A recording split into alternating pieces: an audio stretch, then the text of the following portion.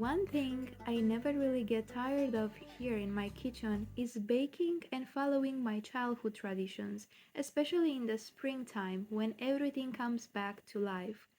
The weather started to get really nice, the flowers are blooming, the cherry blossoms are so nice all over the place. I might sometimes get tired of the regular meals and feeding lunch.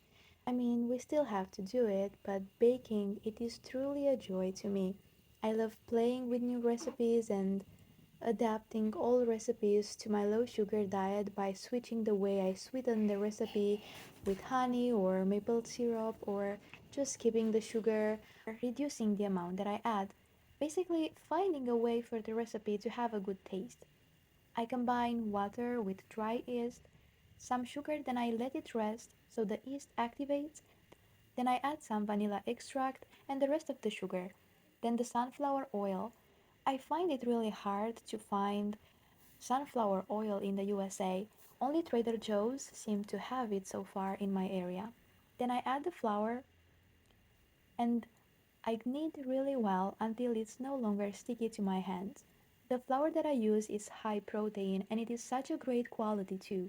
You can find it at Costco for a very good deal, and everything that I bake turns into a great success with it. Since we stopped buying bread from the grocery store, flour is a staple in our kitchen.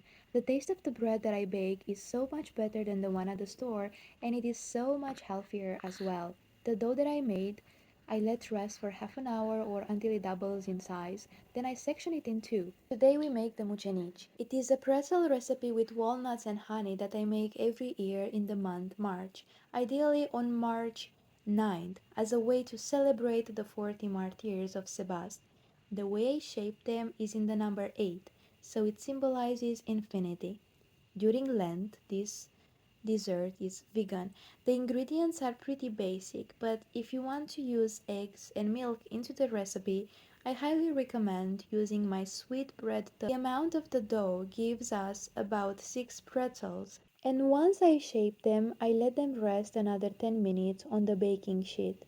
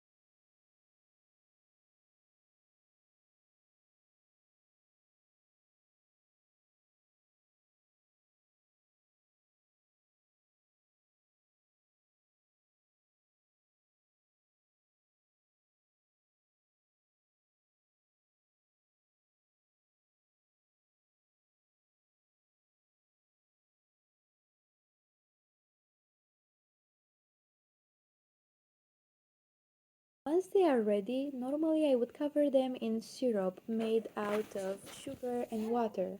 But because I want to avoid adding more sugar to it, I just skip this step and I cover them in honey and grounded walnuts. They are so soft and so delicious. This used to be my favorite dessert during the month March.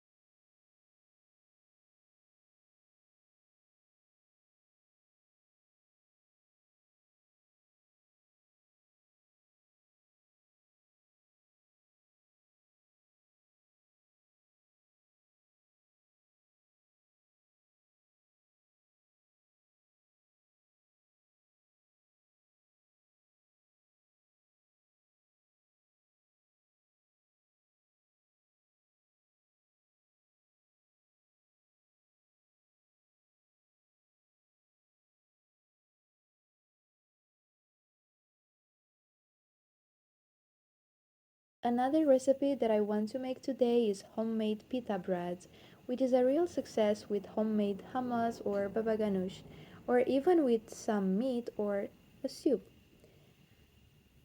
They are so versatile and simple to make. I just portion the dough depending on how big I want the pitas to be, and then I let them cook on a stainless steel pan on a medium heat. It takes about 4 or 5 minutes until I flip them over, and then another few minutes, and they are ready. They don't stack to the pan as they have oil in them. Feel free to skip the sugar if you want them sugar free.